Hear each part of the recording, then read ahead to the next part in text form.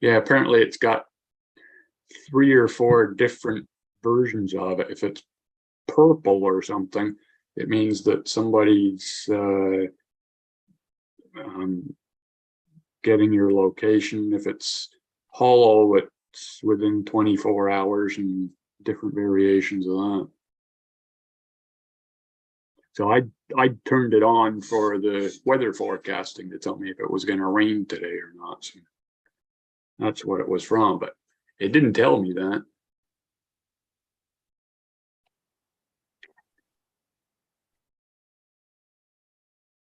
Time to complain to Apple? No, well, about them having things that you can't figure out what they are. Yeah. If you're just joining, welcome to Tech for Senior.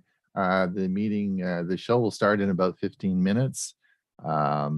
We are sitting having a little chit chat, some coffee, and enjoying life. If you're new here, please say hello. We're anxious to meet new people. If you have something you want to comment on or say anything, please let us know. Greg, do you have something you want to say? Yeah, how's the funds going for supporting you guys? Are you guys? Yeah, we've changed things a little bit. We're of course mentioning it but we also added it in our Saturday newsletter for the donations, and we had 5 donations last week. I'll be mentioning those again today. So it's good. Yeah. People are very generous, and thanks so much. We're sort of on track, and we can pay the bills, so it's good. Everything is good. We'll certainly let you know if we can't pay the bills. I guess we can't pass a hat around, can we? Yeah, that's our way of doing it. Yeah. So far, so good. But so far, so good, Greg. Everything's fine. Yeah, we had over 20,000 people last month look at all our videos. So I was looking at the stats on that. So that's a fair number of people are pretty happy with what we're doing. And that's just the ones on the Tech for Senior channel. Bob's channel and my channel are doing quite well as well. Mm-hmm. So we have lots of interest. I think we've been discovered. Is that because of old people are only watching you guys? No. I sure hope not. No. In fact, the demographics are around 30 to 60, not over 60. So wow. Yeah. So for us old guys, that's really cool. Yeah. So yes, indeed. An old dog can still teach a young dog some tricks. Yeah. I still like it when I go to a restaurant and pay with my watch and the waitress goes, "Oh my gosh, that's so cool." And I think, yeah, I'll just smile. Hey Bob, about your old dog and new dogs. The old dogs just can't get their legs high enough. Yeah. I'll reserve my comment on that one. Yeah, me too.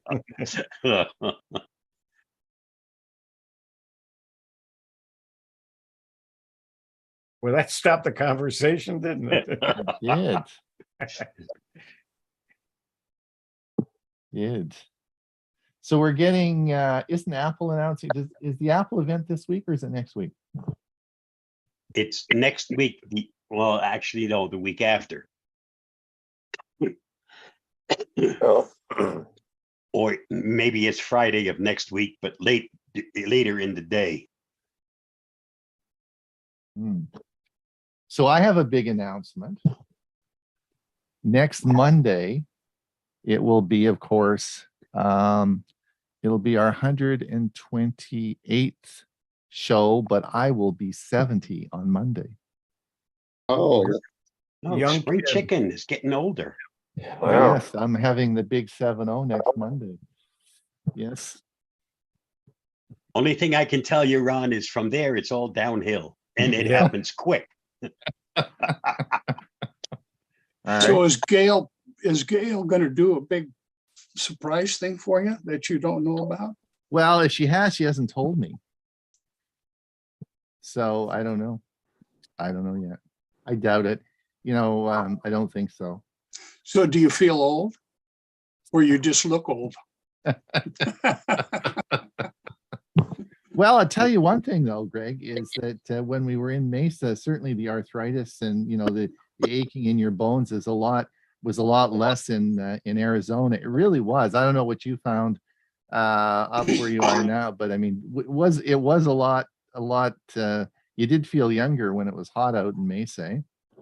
Yeah. So when I decided to go down there, we stayed at Mesa Regal. I think I was over there for about 7 years, and then I switched and went to Silver Ridge, which is 10 times the facility than what Mesa Regal was. Right. But I sold my snowblower, and my back just felt great down in Mesa. Yeah, I'm just buying a new snowblower now. Exactly. Go ahead, Stu. Hey, Ron, I just wanted to thank you and Hewie for a very informative Chromebook meeting you had last week.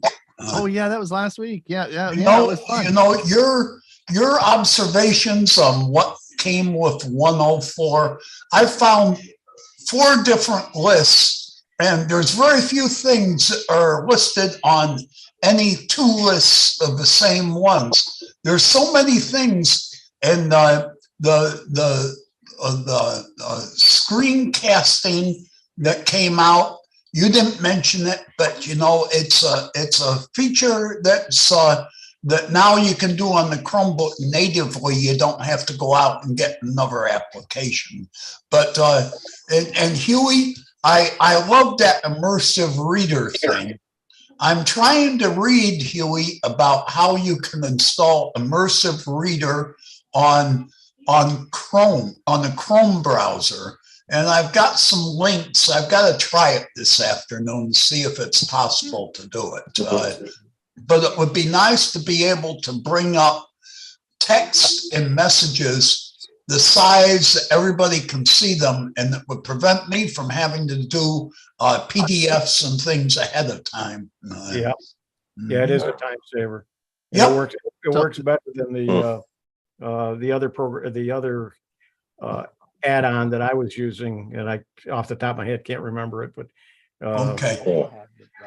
So you open those links up and you have them all opened in different tabs at the top. But immersive reader, you didn't have to. You only started immersive reader once. Then you didn't have to start it each time. No, I did start it each time. Oh, you did. Okay. Yeah. Okay. Oh, okay. Print friendly is the add-on you were talking about. Right. Yeah, print friendly is what I use for Chrome, but it only goes to 130%. I know. I've used print friendly all the time too. Okay, great. Well, thanks a lot. I appreciate those Chromebook things. It gives me something to talk about at my meeting after listening to you two guys. Thanks a lot. Thanks, Stu. Drew, okay. I'll get to you in a second. I just have to tell everybody about my disaster that occurred last week. So I had to go to the doctor's office, nothing serious. I just in for a regular sort of visit. And I'm sitting in the doctor's office, and of course, there's all these people and they're looking at you and everyone's looking at each other.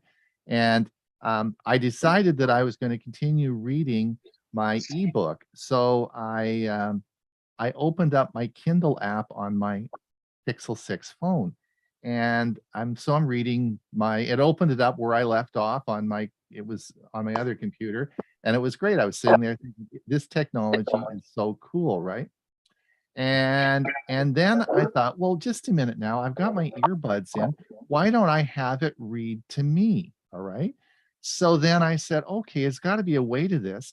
And then I go up to the top and it says you have to enable text to speech in the settings, in the Android settings. So I thought, well, that's sort of cool. So I go over there. Don't ever do this, by the way. Don't anybody do this.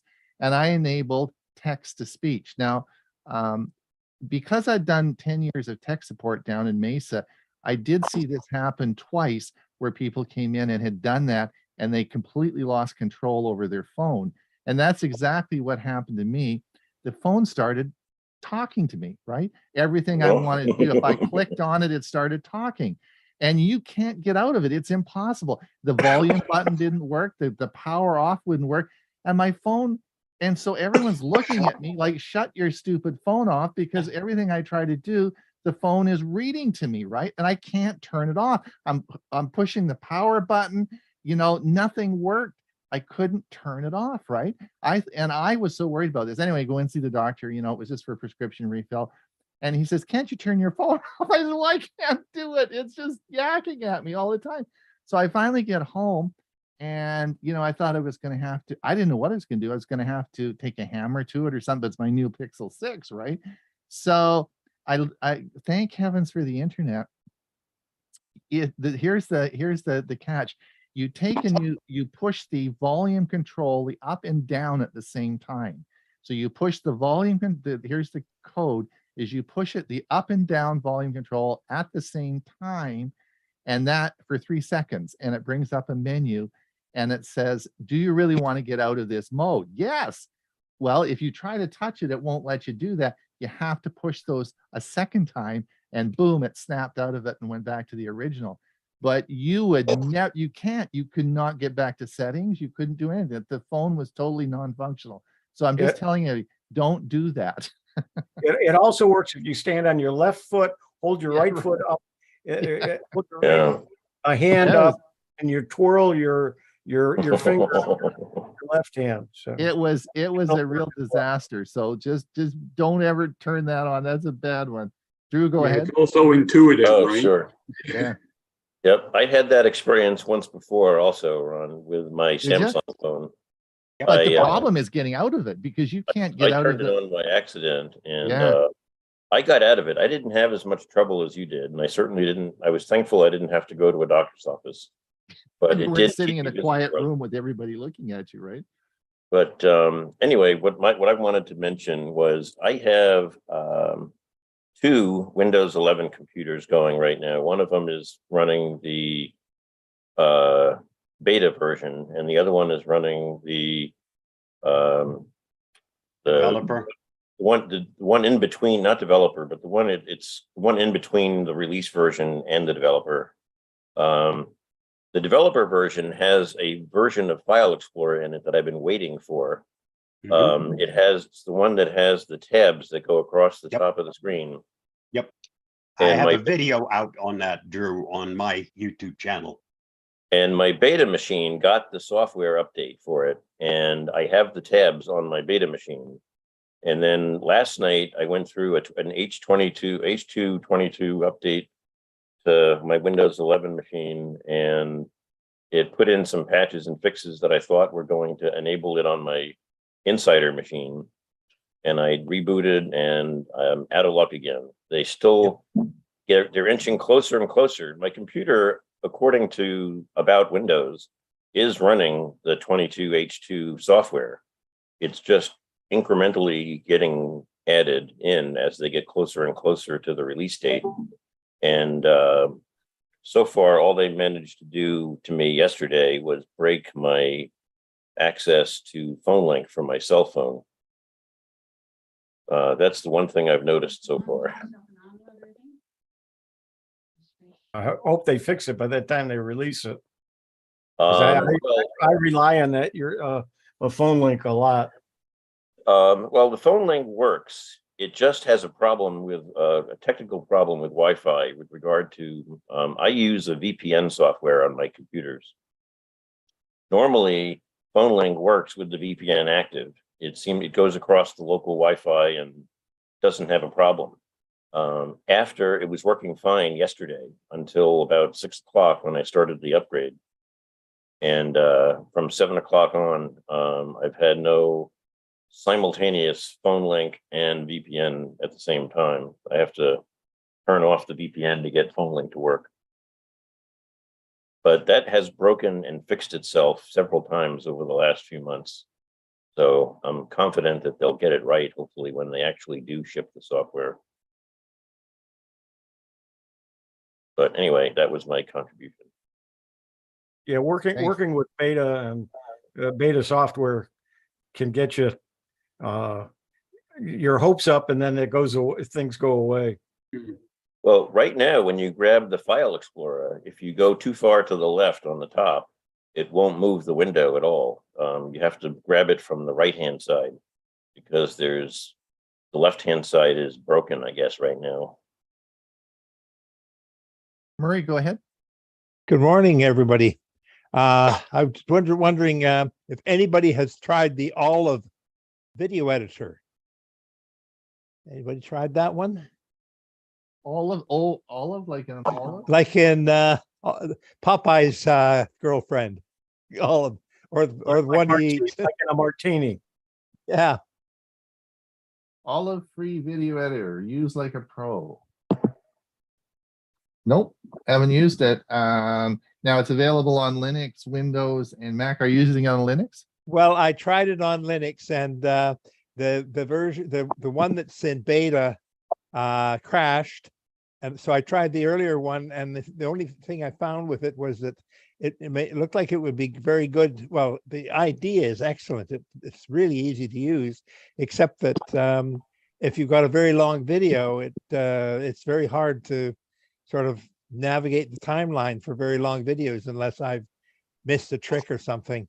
But it looks like it would be really, really good if they got that fixed in it.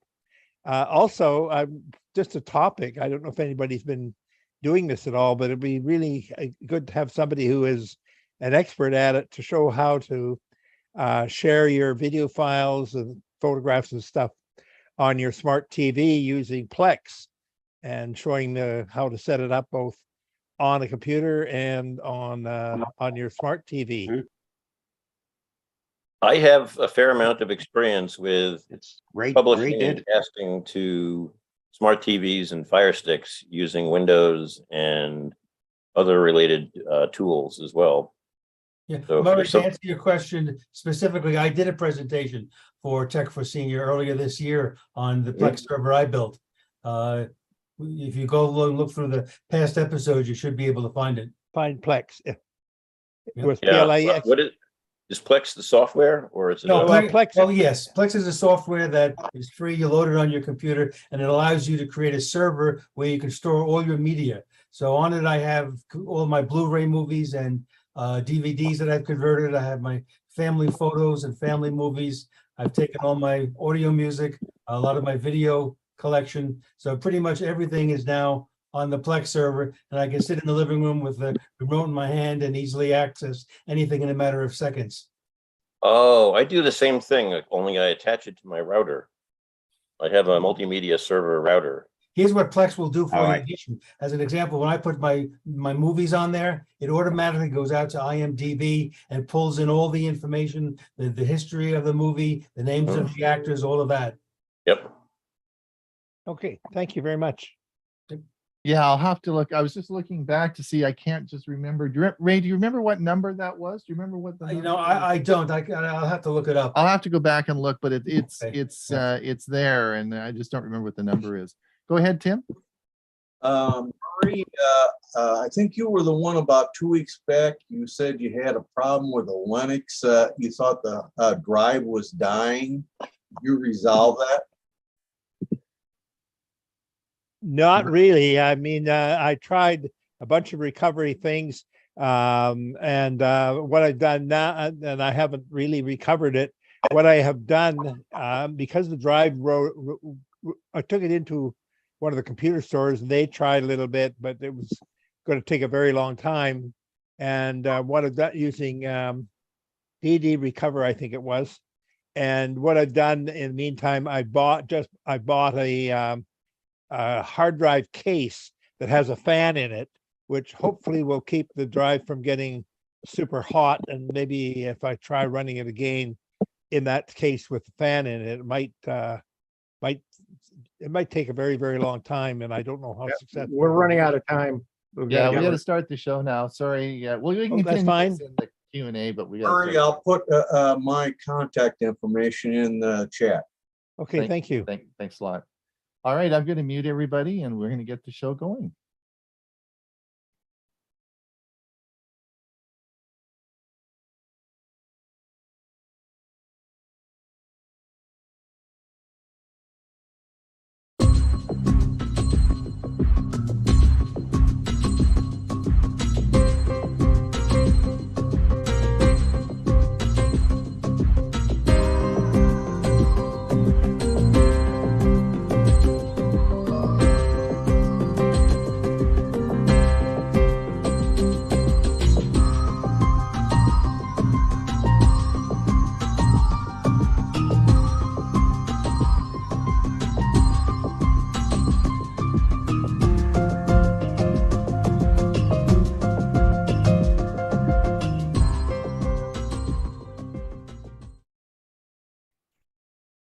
Good morning. It's Tech for Senior. It's episode 127th. It's August the 29th, and I'm Ron Brown, and I'll be your host today. This morning, we're going to start with, of course, our usual introductions. Then we have Bob doing the security news update. We're going to follow this with solar energy, a presentation by Mike Ungerman, followed by OneDrive, and Bill James is going to do a presentation on that. We'll finish off with Ray's great music selection and move into our question and answer session. So if you are watching this on YouTube, thank you. If you're watching it on the YouTube short, just click the description and you'll see a link to the show. So welcome everybody. It's of course, it's a bit overcast this morning, but other than that, I guess it's the end of summer, moving on into September. And as I said in our pre-meeting there, the big next Monday will be the big 7-0 for me. So I'm happy that I couldn't be happier that I'm doing this, and happier than working with a great bunch of people that I have they're helping to put this show together. So we do appreciate you being here, and we do get our energy from your enthusiasm. We of course do have another show that we run, and that's on our Thursday show, which is Tech for Senior Live. And this week, of course, we're going to be talking, we go over the news of the week, and everyone, of course, I'm sure is being shattered by the our password manager saga. So we're going to be talking about our password manager safe. I know Bob will have a lot to talk about today about that, as LastPass got breached this past week, and that's the buzz everyone has been talking about. So we're going to talk about that on Thursday. That's our Thursday show. And we have, of course, our Thursday show gets podcasted out. So you can, of course, watch it on podcast on the podcast networks. Today on our premiere service, we have a good selection for you. This, of course, will occur at 1:30. And our premiere service today will be talking about, Dewey Cluse is going to be talking about the Galaxy 4 watch, soon to be replaced with the Galaxy 5. And Hewie, of course, is going to give his final talk on podcasting. This is part of a excellent three-part series, and this is the third and final part. And he's going to tell you what his favorite podcasts are.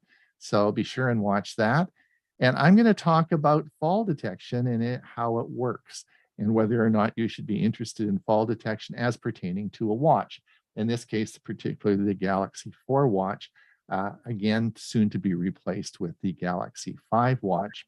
So all that will be happening at 1:30, and I'll be putting the link in the shown in the chat. But it also is put in our Saturday newsletter, which brings me up to another part of the show is our newsletter. We produce a newsletter twice a week on Tuesdays and Saturdays.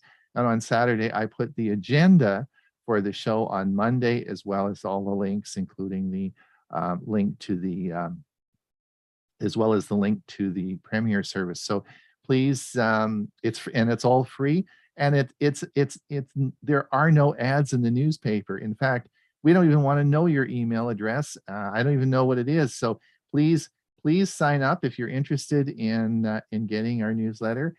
Sign up. It's free. We don't put any ads in there. We don't track it. We don't sell it to anybody. It's just our way of being able to communicate with you on what we do, because we have this over 700 videos now online. And we had last month, we had over 20,000 people view all the videos and services that we have. And we alluded earlier, Hewie and I, of course, did learning Chromebooks last week, which turned out really well. And that, again, is another service that we offer. And to help support us through all this, I want to thank the people who donated generously this week. Gordy Balwig, Joel Sandberg, Diane Binder, and Eugene Lingenfelter. Eugene's, of course, from Mesa. I knew Gene down there in Arizona. So thanks those people who supported us. It does help pay the bills and keeps things going. let me introduce everyone today. Of course, my co-host today is Hewie Poplock. Hewie, I guess we had a lot of fun last Thursday. Wow, it sort of Yeah. went by pretty quick, but we had some good fun with our learning Chromebook. Yeah, and I think our new format's working out very well. Yeah. We're actually looking at the articles directly without going to Facebook and using the immersive reader so we can see it on the screen. Mm-hmm. Yeah, I think it worked out pretty good. So everyone seems to be happy with that. And of course, Chrome OS 104, there were a lot of cool features this year. Some months we just don't, there's not much there, but there's a lot of really neat stuff. So I could do a video about it. Sometimes it's just not so easy, but it worked out well. Yeah, I checked this morning, 105 is not available yet, but probably by next week it should be. Right. Yes, indeed. And Bob, you've had a busy week. What the heck? LastPass getting hacked into? Good. Should we be worried? I guess you're going to tell us all about that today, right? Yeah, it'll be part of what I cover in the roundup. It's been a very busy week, lots of breaches, and you'll find out LastPass wasn't the only breach that occurred last week. Is anything safe anymore? Apparently not. So we have to be more vigilant than we've ever been. That's basically what it comes out to. Remember, a breach usually starts by bypassing some human being. Even the ones that don't directly come by bypassing us, somebody in the company gets bypassed. So yeah. All right. Well, we look forward to what you have to say. And of course, Ray, how are you doing? Doing well. Getting all set. I won't be here in person next week, so I'm going to be sure to get my information to you, so pre-recorded, so you'll be able to play it. Mm-hmm. No problem.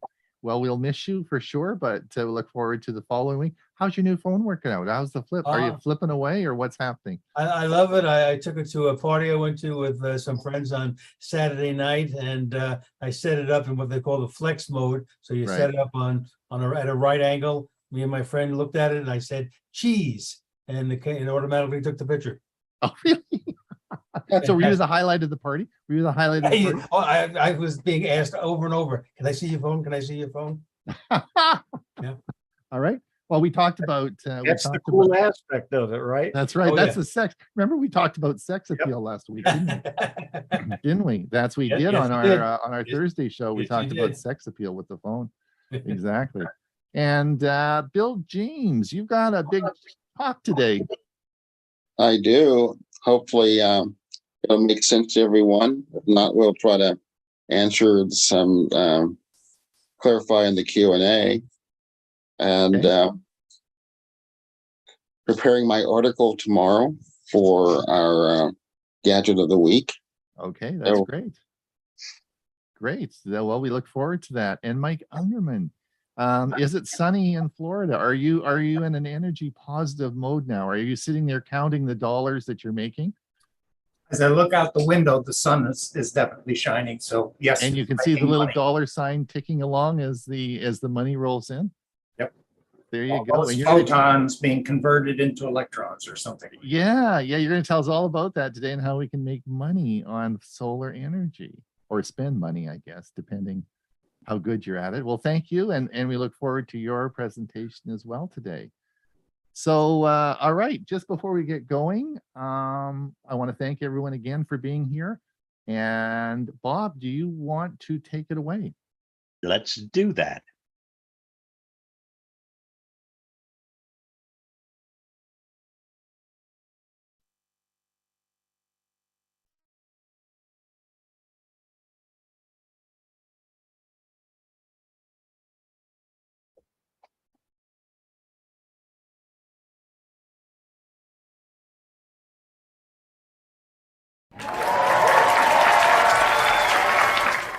Don't forget to like, share, subscribe, and ring that notification bell.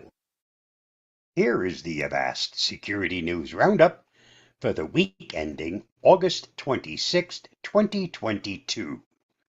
There's been a report of a possible Plex data breach.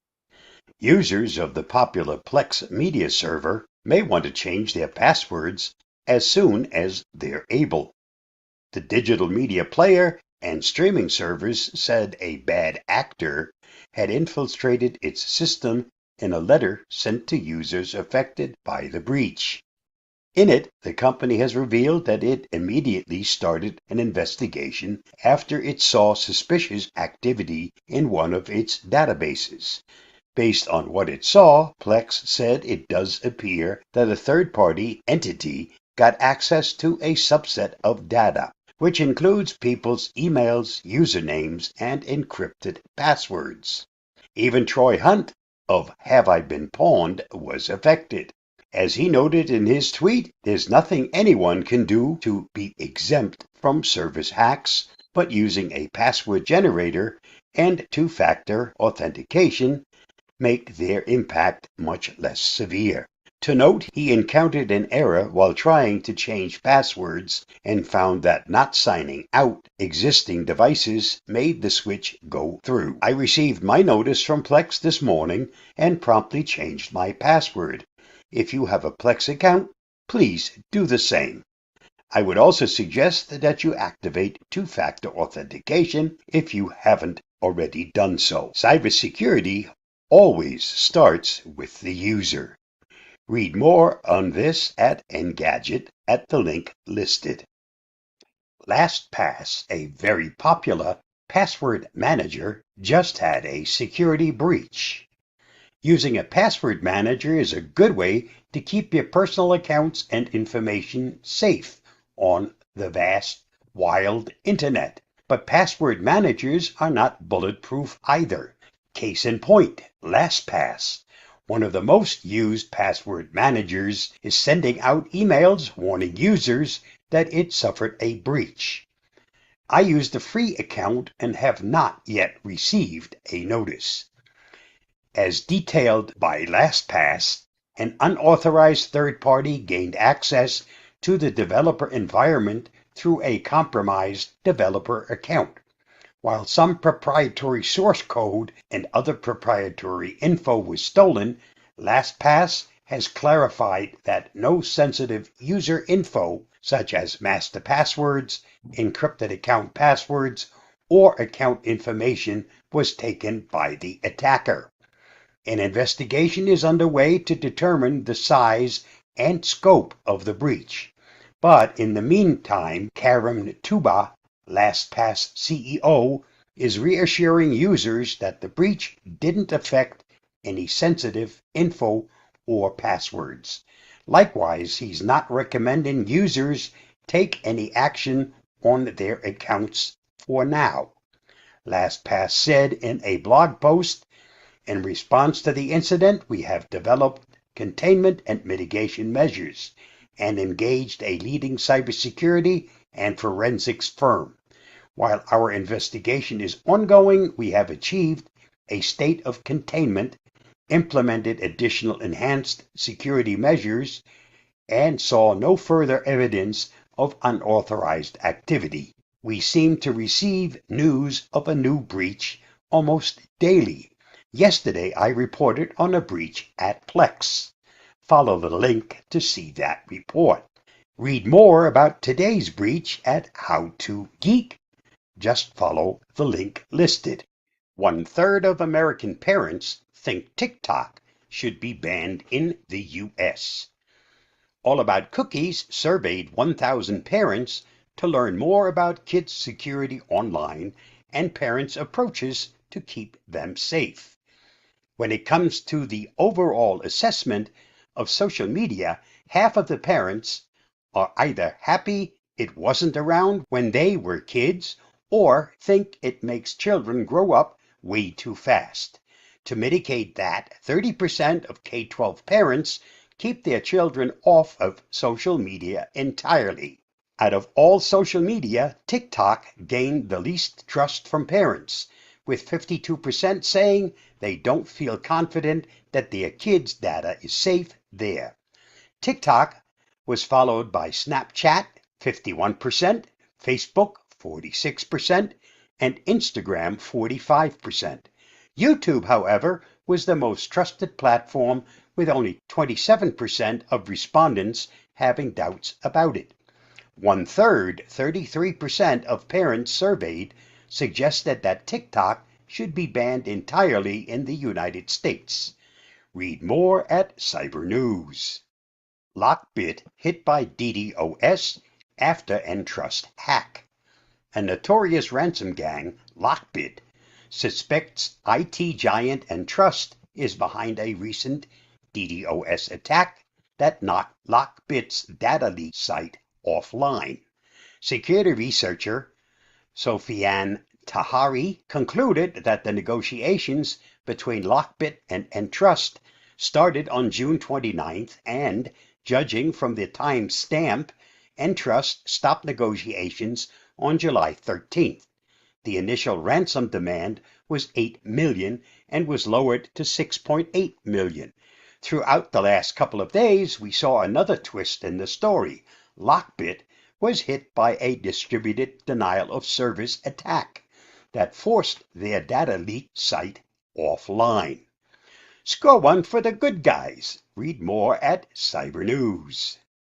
A huge phishing campaign has targeted over 130 companies, including Twilio and Signal. Over 130 organizations, including Twilio, DoorDash, and Signal, have been potentially compromised by hackers as part of a month-long phishing campaign nicknamed Octopus by security researchers. Login credentials belonging to nearly 10,000 individuals were stolen by attackers who imitated the popular single sign-on service. Okta, according to a report from cybersecurity outfit Group IB, targets were sent text messages that redirected them to a phishing site. As the report from Group IB states, from the victim's point of view, the phishing sites looked quite convincing, as it is very similar to the authentication page they are used to seeing. Victims were asked for their username, password, and a two-factor authentication code.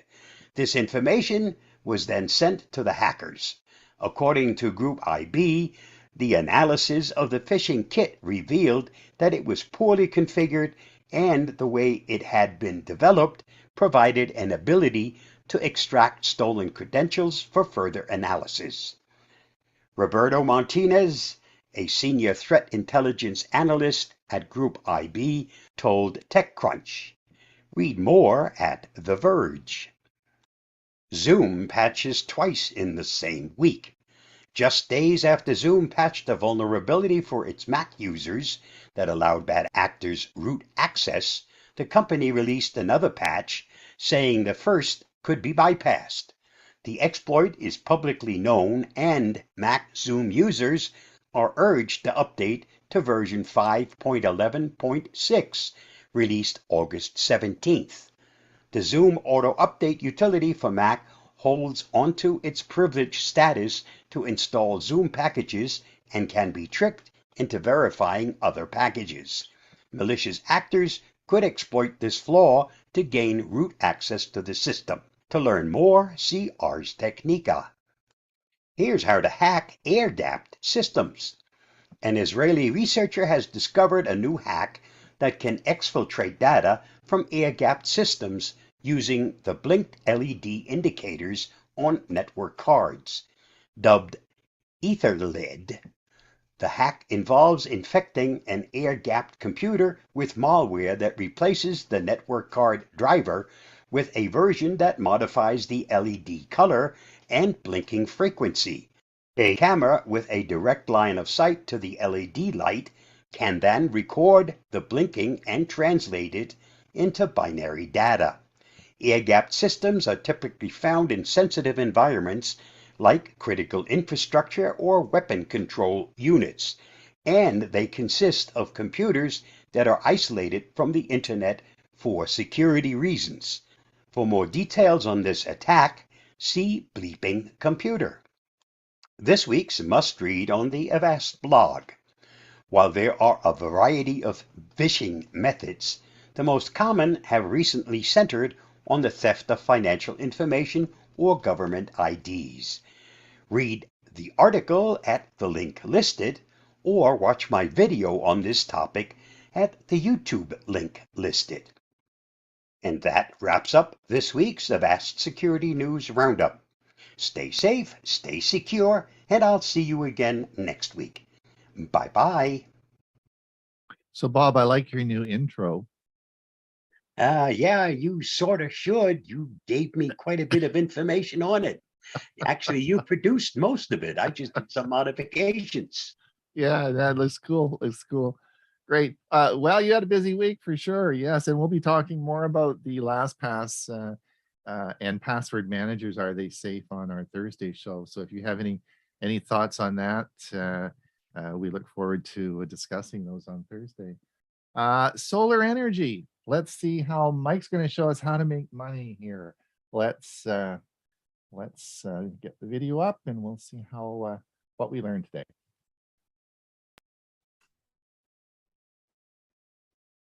Hi, I'm Mike Ungerman of the Central Florida Computer Society.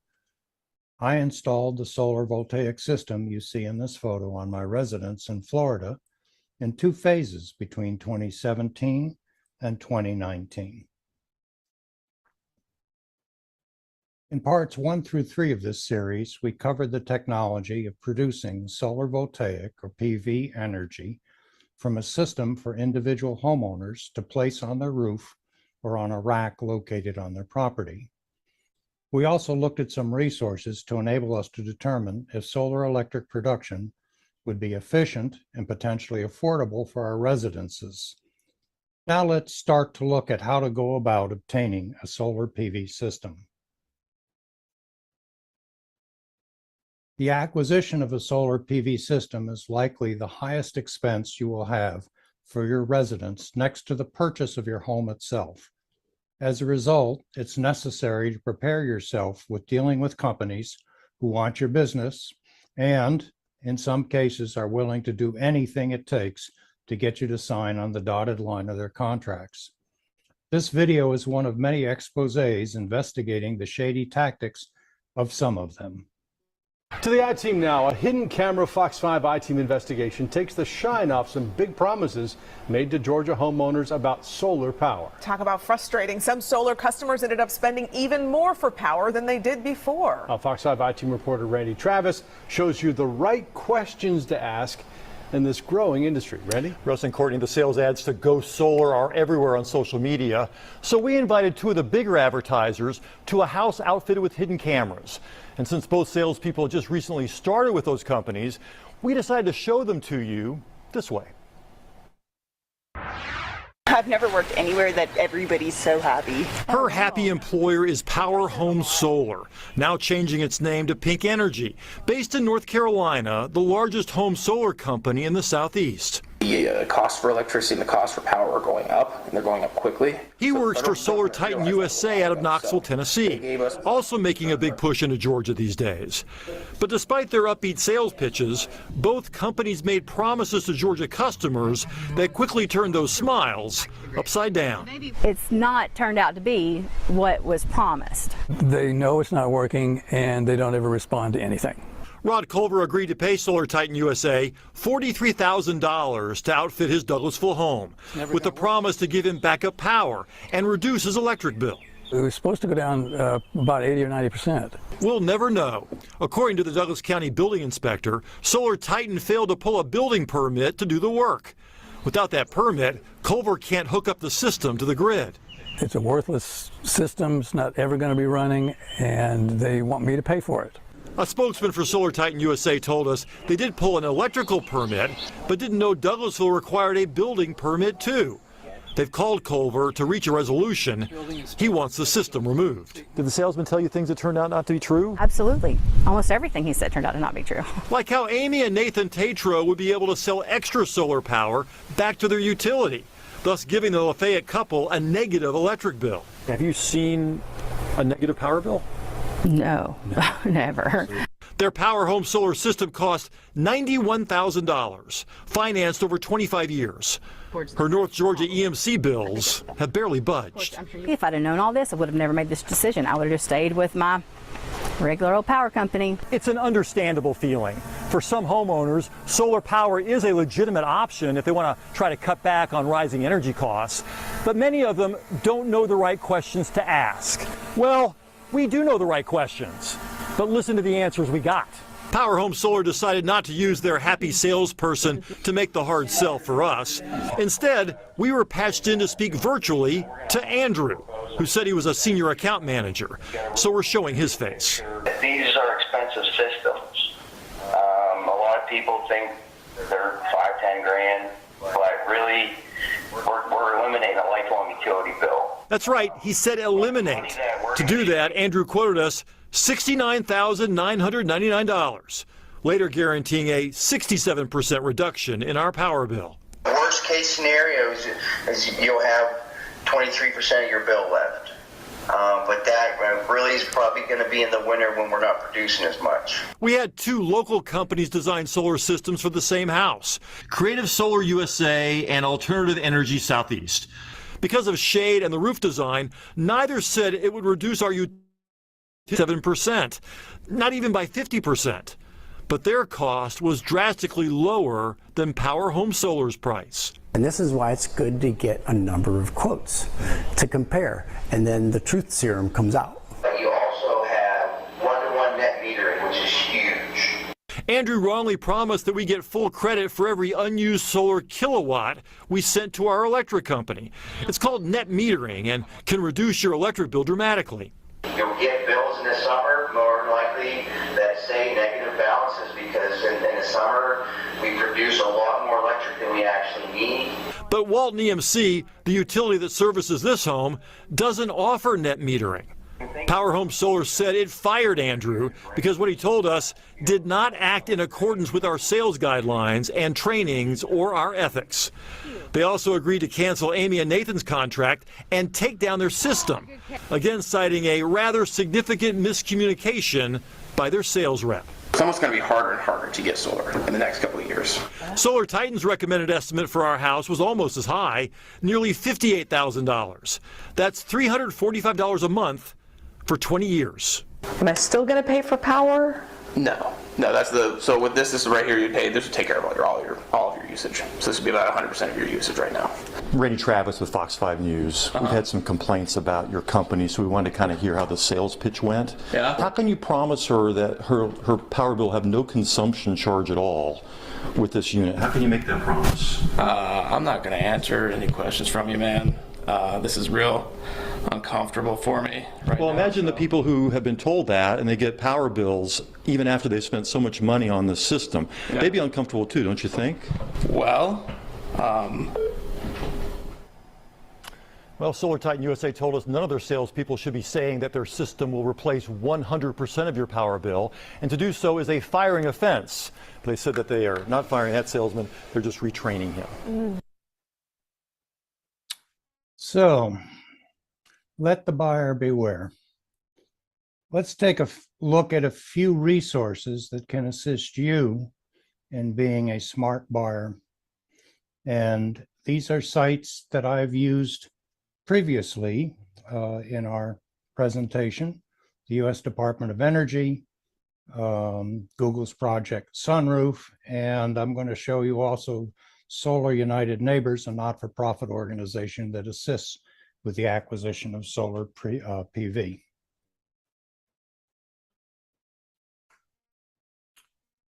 Let's start with the Department of Energy, Homeowner's Guide to Going Solar. Very good site, lots of information. I have drilled down onto the actual Homeowner's Guide. Very good video, which I won't play now. You can take a look at it yourself. That gives you an overview and covers a lot of topics that we've already looked at. How does it work? Is your home suitable? With links to some of the resources and tools that we've done, even if you want to try installing solar for yourself.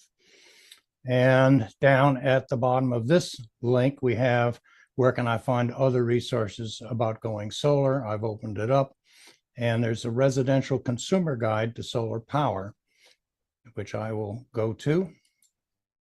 It's put out by the Solar Energy Industries Association. It's a PDF guide, very comprehensive, up to date, March 2022. Table of contents shows, again, it's looking at a lot of the subjects, some of which we looked at, some we haven't yet. Different options for obtaining it through purchase, lease, or what's called a PPA, a power purchase agreement, taking care of your system, knowing your system, and some key questions to ask before entering into agreement, which again, let the buyer beware. So we'll scroll down through some of them fairly quickly. They do go into some of the ways that we can obtain solar, which may be a subject of one of our future presentations, where we'll actually go into, should you lease, should you get into a power purchase agreement, should you buy it outright? Knowing your system, and we've taken a look at that previously as well. Looking at how you're compensated for excess electricity, which would be net metering. Understanding the terms of your agreement. Guarantees, very important to understand what is actually guaranteed and what's just part of an estimate. And probably one of the biggest ones is what happens if the company goes under? So, very comprehensive list of questions. These questions should be asked and either investigated yourself or asked of the sales representative when they come to talk to you. Perhaps not in this order, but eventually you want to make sure everything is covered. Very comprehensive list of questions going on for 2 pages, and then working out differences with them. So just with the basic homeowner's guide and then the residential guide that we're looking at now, it can fill in a lot of the gaps that we've looked at previously. Now let's look at the Solar United Neighbors, which is a nonprofit organization that I've mentioned previously. This is how we got our solar system, which you see here on the roof behind me. They are the organization that sponsors and coordinates solar cooperatives. It's not necessary to be in a cooperative to save money, but across the board, they'll get competitive bids. They'll pick a winner, and you can save probably in the range of 20%.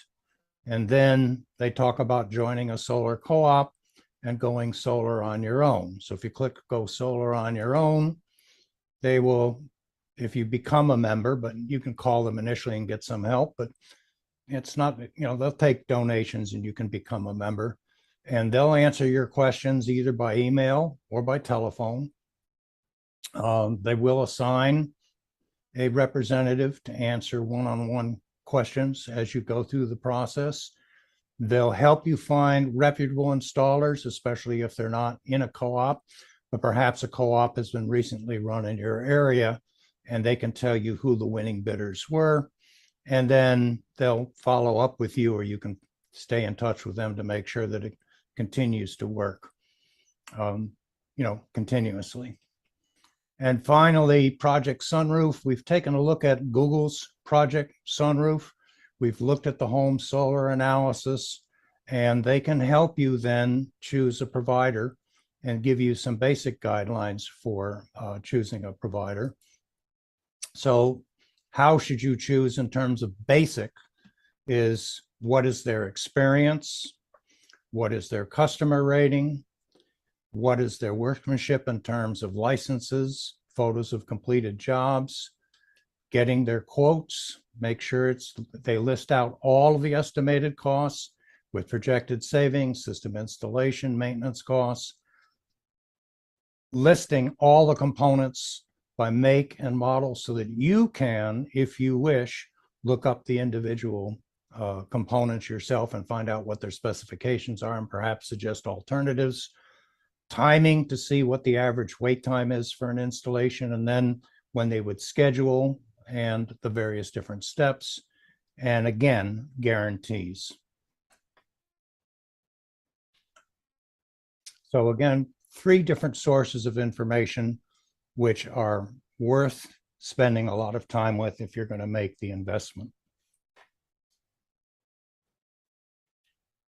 So now we've been cautioned on dealing with the sales force of solar PV contractors, and we've reviewed 3 of the internet sites that can be of assistance in this process. In my next presentation, I'll go into more detail on evaluating the solar PV contractors themselves and relate my experience in using the nonprofit through Solar United Neighbors to purchase my system. I'll show you some of the steps we went through and some of the evaluation forms that we used in checking out who the contractors were that were providing bids.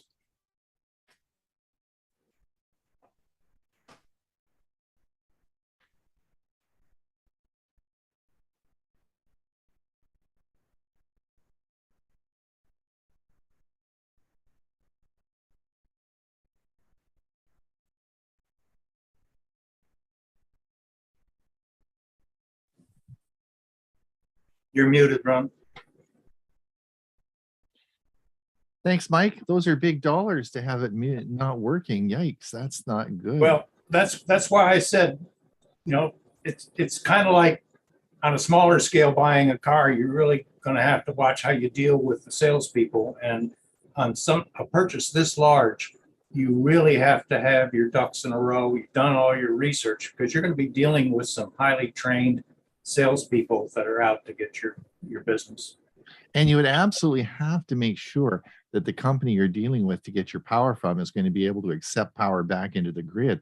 I mean, you'd have to have maybe a rock solid contract with those before you went and, you know, started putting up a lot of money and putting panels on the roof, right?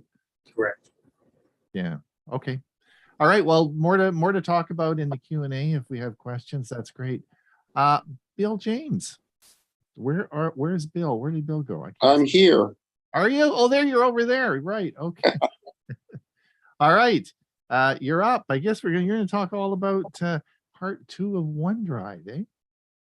I am. Hopefully everyone gets something out of this. All right. I'll let you take it away, Bill. You're in the dark right now. Hopefully you'll enlighten us.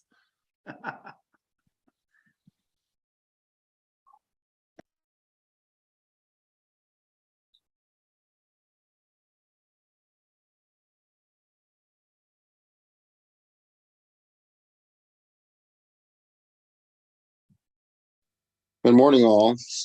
This is part 2 of my presentation on OneDrive.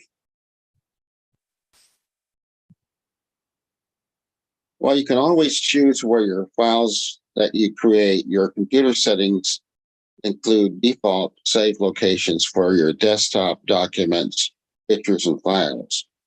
If you recall, during the Windows 10 setup, you probably saw something that said back up your files with OneDrive, telling you about the benefits of saving your files to OneDrive. And before July of 2019, that screen probably said protect your files with OneDrive. If you click next, you set up OneDrive as your default save location. If you click only save files to this PC option, you set up your PC as the default save location. So to back up your files with OneDrive, in your settings menu, you'll find under backup a choice of backup files to OneDrive. And you would need to turn that on. You have a choice at that point, either to use the file history or backing up files with OneDrive. And if you have an external drive, you can also use that as well. But that is if you're backing up to your PC. You can change your default save settings anytime. If you want to change where your files are saved by default, use the OneDrive app in settings. And you can select that from the icon and notification area.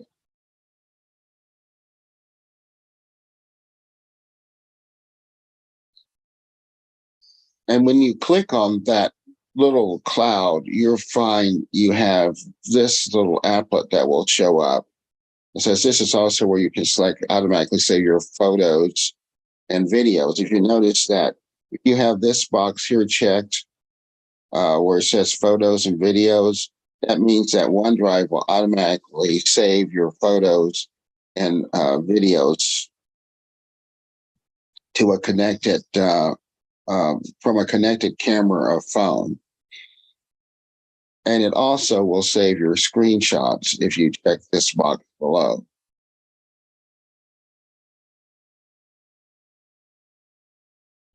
So if you want to set where your files are saved, when you click on the top button, you'll see this applet, and you'll find that it has desktop, documents, and pictures. And you can also stop the backup if you so desire. And then once you make your selections, you just click on Got It.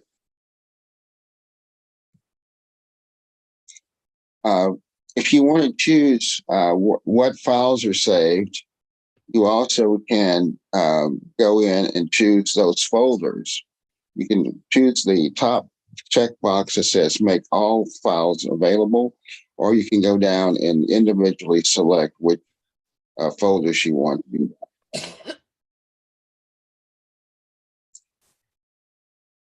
So it's no matter which default setting you choose, you can still select the save location you want each time you save a file. I think this is a lot of confusion with a lot of people. So when you click save for new files or save as for existing files, you can click OneDrive or this PC and then pick the folder where you save the file to. Now, on newer versions of Office 365, you have to be aware that when you bring up any of the Microsoft applications, Word, PowerPoint, Excel, if you look up in the upper right corner, you're going to see something that says autosave. Now, when autosave is turned on, it's automatically backing up that file to OneDrive. So if you want to be able to save it to another location, you need to turn this off. And then you'll find the Save As option where you can save it in any location you want. But as long as that's on, the default location is going to be OneDrive.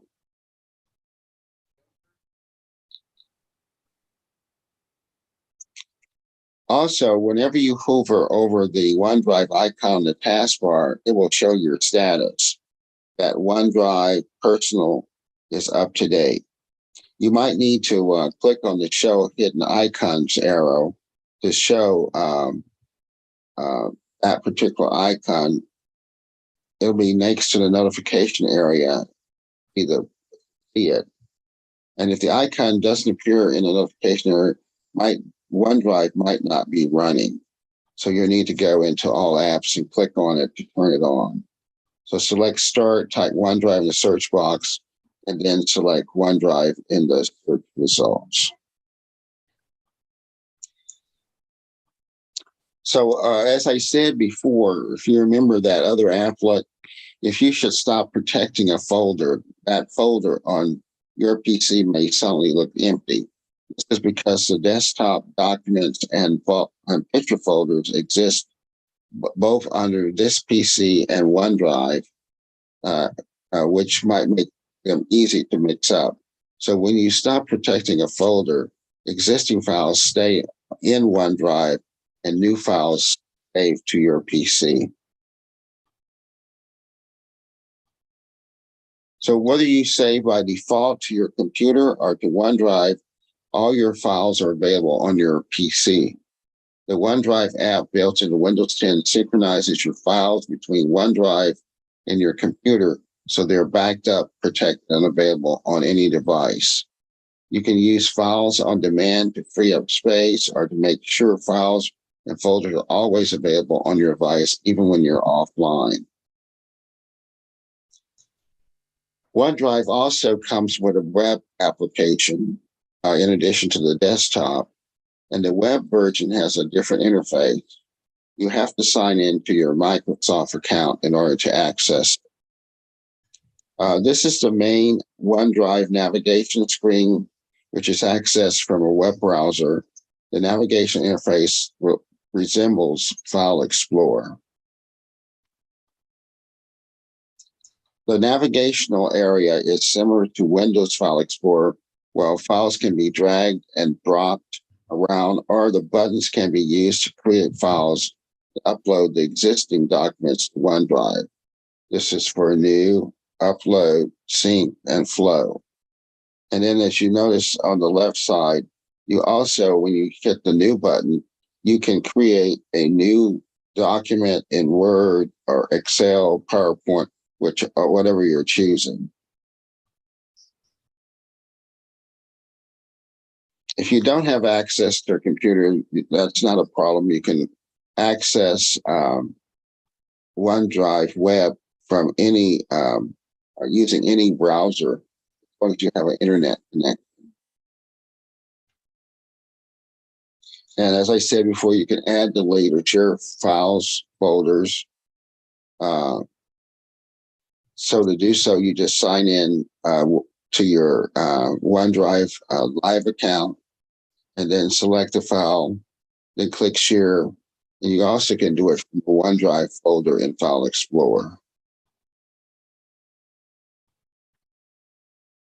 In September of 2019, Microsoft announced what they call the Personal Vault. It is a protected area in OneDrive where users can store their most important or sensitive files or photos without sacrificing the convenience of anywhere access. Personal Vault has a strong authentication method or a second step of identity verification, which is fingerprint, face, PIN, or code sent via email or SMS. The Personal Vault, however, is not available for the Mac OS. But before you get started, it's worth noting that the free version of OneDrive and the 100 gigabyte plan restricts you to a maximum 3 files in your Personal Vault. You could add multiple files to an archive like a zip file and store the archive as a single file in your vault. You're limited to 3 files. With the paid version of Office 365, Personal or Office 365 Home Plan, you get the ability to store as many files as you want in your Personal Vault up to your OneDrive storage limit, which will likely be 1 terabyte or more.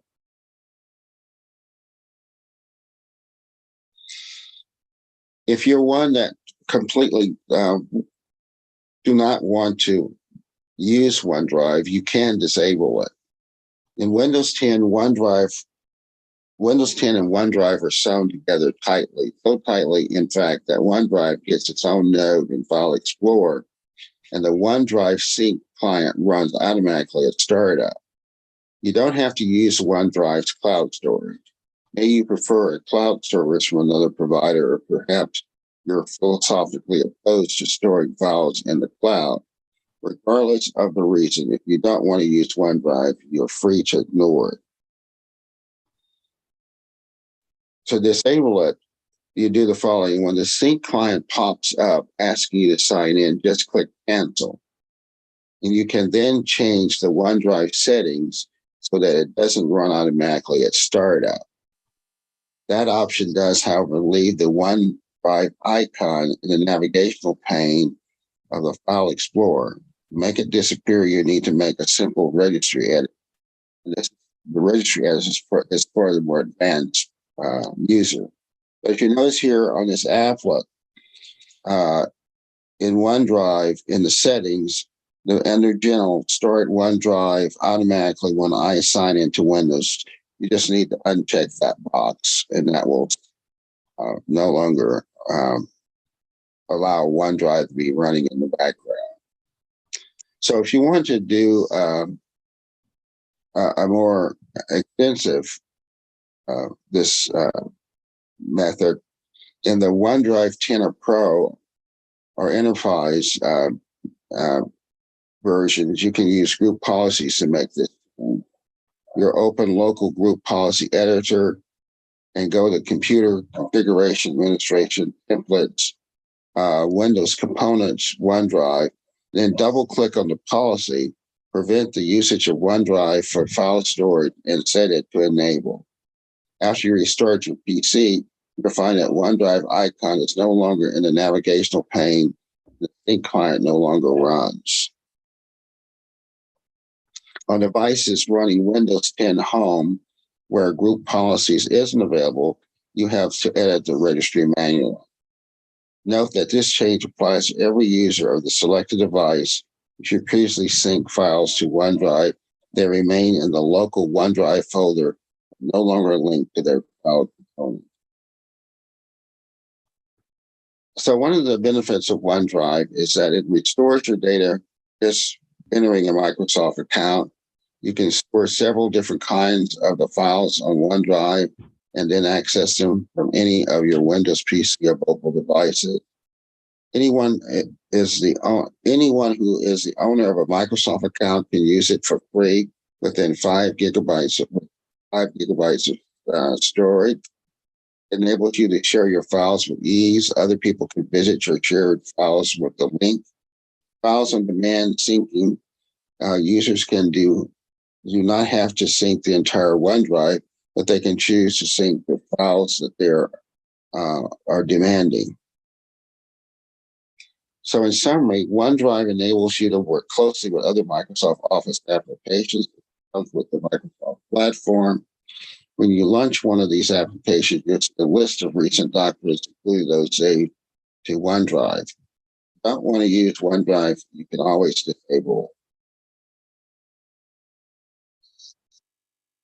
I'll be available to answer any additional questions during the Q&A if some clarification is needed. Ron, back to you. Thanks, Bill. Just unshare yourself. There you go. Thanks. Well, that was, oh, wow. I got a bunch of questions for you, so we'll do those in the Q&A. I'm sure you'll have lots of questions as well. Thanks so much. The topic, the two-part series was one last week and one this week, was really fostered by a question we had by some of our users about OneDrive. So if you have any concerns or questions that you want us to do a bit of a show on, please let us know, because we'll produce something for you and elaborate on that. So that's great. Now, Ray, just before we get going, I want to say goodbye to those folks over on our YouTube feed.